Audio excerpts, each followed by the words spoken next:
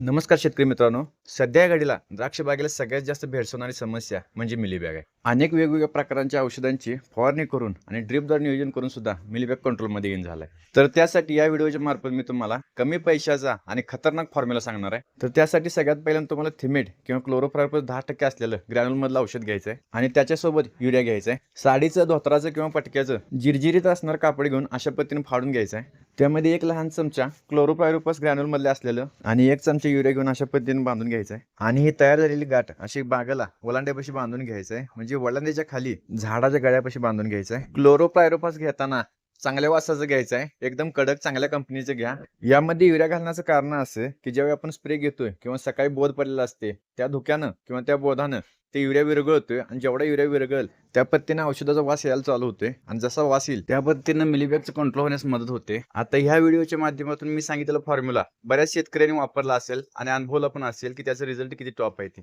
तर ज्या ज्या शेतकऱ्यांनी हा फॉर्म्युला वापरलाय त्यांनी कमेंटमध्ये सांगा तुम्हाला रिझल्ट कसे आलेत ते. आणि सगळ्यात महत्त्वाचं फॉलो करायला विसरू नका. धन्यवाद.